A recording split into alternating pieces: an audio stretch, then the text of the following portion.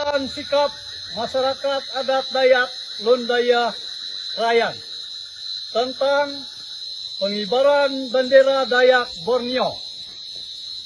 Pada hari ini, Senin tanggal 17 Agustus tahun 2026, dengan iringan doa kepada Tuhan Yang Maha Kuasa dan izin para leluhur yang mendiami tanah Borneo, kami, masyarakat adat Krayan, mengibarkan bendera Dayak Borneo sebagai suara dan kata-kata kami kepada Ibu Pertiwi, Negara Kesatuan Republik Indonesia yang kami cintai dan kami junjung sampai hayat dijemput.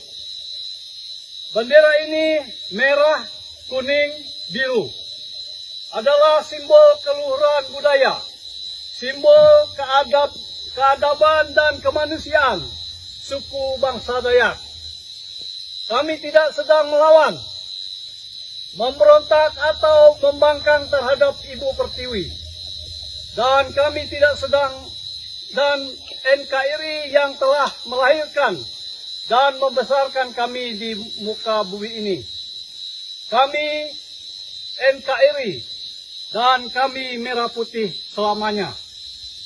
Oleh sebab itu, dengan segenap kegembiraan dan sukacita merayakan hari ulang tahun 81 Republik Indonesia, kami mengibarkan bendera Dayak Borneo sebagai simbol pesan, moral, dan simbol jeritan keprihatinan kami dari dataran tinggi Krayan, perbatasan Kaltara, Indonesia, Malaysia sebagai berikut.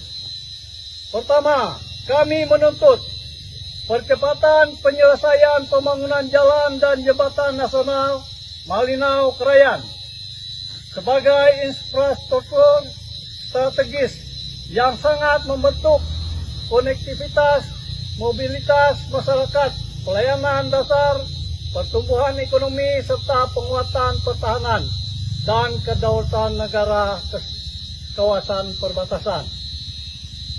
Kami meminta pemerintah memberikan kepastian target, tahapan pekerjaan, pembiayaan, dan penyelesaian pembangunan, sehingga masyarakat tidak terus berada dalam ketidakpastian mengenai masa depan akses transportasi darat menuju Krayan.